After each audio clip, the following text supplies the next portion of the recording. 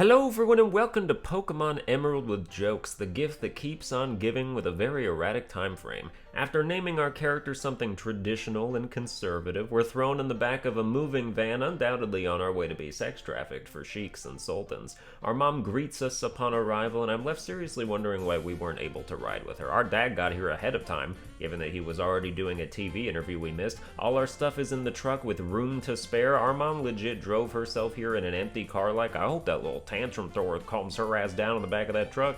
I assume we didn't want to come here because we're a child and no children like moving ever. Imagine we moved from Galar, it's like traveling back to the Stone Age. She says we get our own room, that's a step up. We didn't even get our own seat in the car. How did we not have our own room? We're an only child. Did we sleep at the foot of their bed like a dog? In Emerald, the Machoke movers have been replaced with Vigoroth, a lateral move as they are proving just as incapable of things like time management and pathing.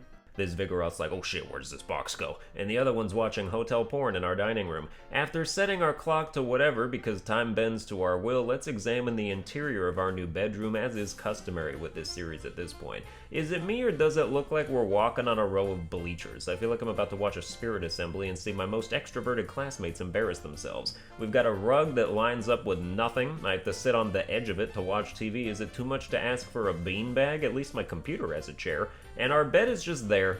It looks like the movers didn't know where to put it, so they just set it down in the room and we're just gonna deal with it now. Who leaves space on all sides of a bed? Put the headboard against a wall and act like you're not just storing a bed in your room.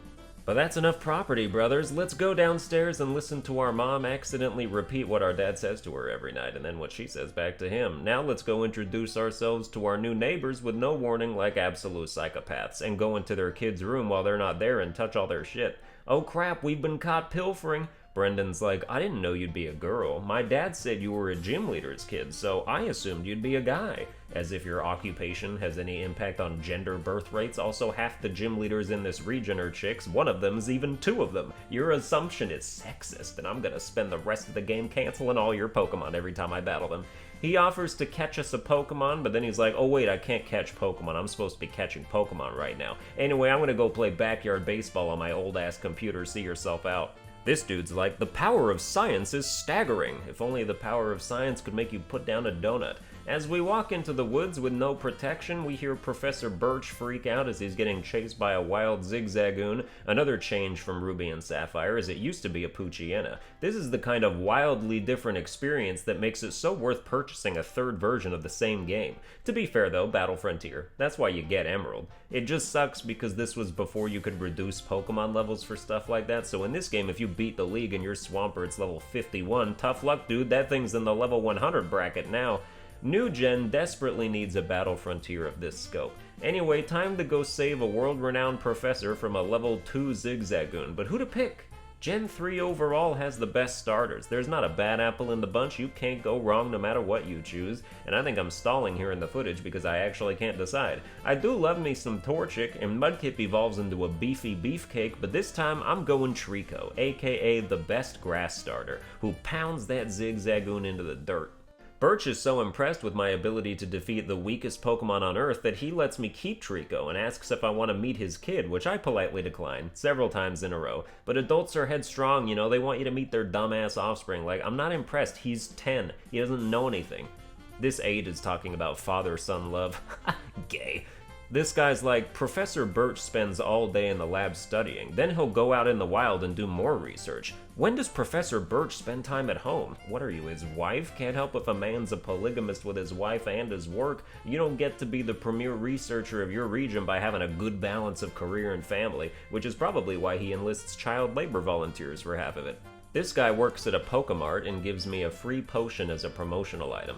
Do marts need publicity? Everything they sell is essential, and there's only one per town unless it's a huge city. That's like giving out free samples of water, like, it's good, right? You need this to live. Tell your friends! No one leaves a 1-star product review on a potion. Yeah, I used a potion and it gave my Pokemon the burn status and also made him fall asleep. Didn't even know that was possible. Lost the championship to some 10-year-old, 1 star. Product reviewed by Dragon Master Lance 227.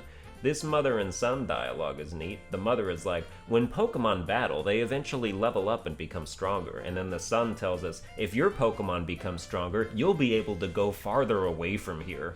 Like he's trying to escape. Can't wait for my Pokemon to get stronger so I can get the hell out of here, Mom! Or you can read it like he's dissing you, like, man, I hope your Pokemon gets stronger so I never see your face around here again. Little dude's got attitude.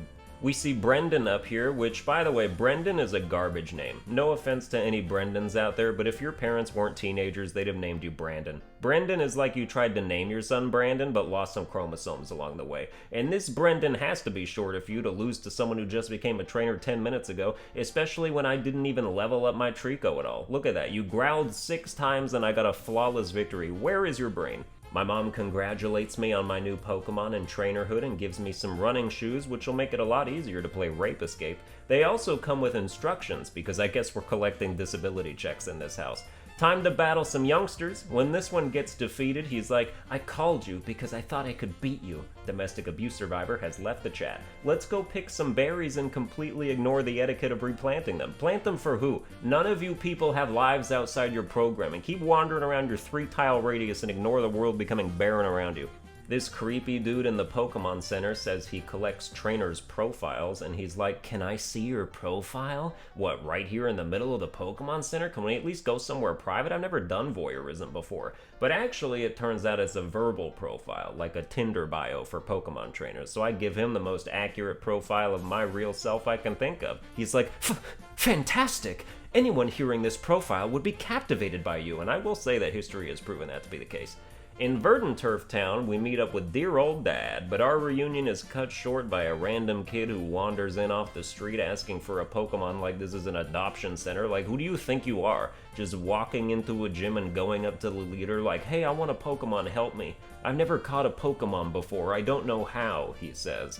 Use a Pokeball. Have you seen Jessie catch Pumpkaboo in the XY anime? It's literally that easy. Norman loans Wally a shitty Zigzagoon, and Wally's like, wow, a Pokemon! Like, what, you never seen a Zigzagoon before? That's like if someone let me pet their dog, and I was like, oh wow, a real live dog! The person would 100% take their dog away from my crazy ass.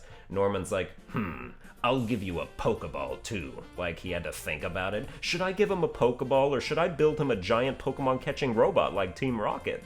Wally gets the Pokeball like, oh wow, thank you! Again, like dude, shut your grateful mouth. You said thanks twice for both pieces of a single favor. That bothers me. Norman said he'd help you catch a Pokemon. You don't have to say thank you for every single step in that process. Here's a Pokemon. Wow, thank you. And here's a Pokeball. Oh my goodness, thank you. And the tall grass you should go in is right over there. Wow, I can't thank you enough. Yeah, that much is apparent. This kid does not deserve a Ralts, but at least it's a male, so when it becomes a Gardevoir, you can get your sexuality all confused. Also, since Ralts is your only Pokemon and it doesn't start out with any attack moves, how do you train? We run into you 3 years later like, hey Wally, how's the training going? About the same.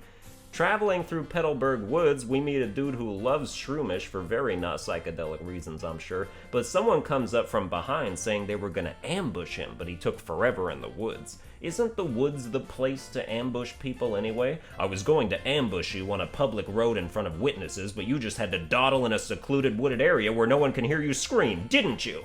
This Team Aqua Thug wants to see this guy's papers because xenophobia is very rampant in Hoenn.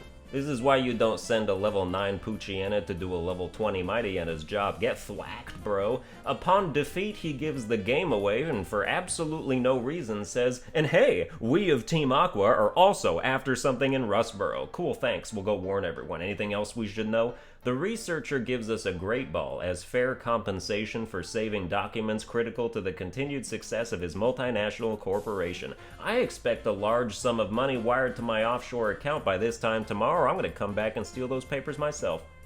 In the aforementioned Rustboro, we visit the Pokemon Trainer's School and meet the strictest teacher the world has ever seen. He says that students who don't study get a taste of his Quick Claw. Oh, so you eviscerate them. Now, Timmy, can you tell me which berry cures the burn status effect? And remember, if you get it wrong, I will disembowel you in front of your classmates, and that would be quite embarrassing.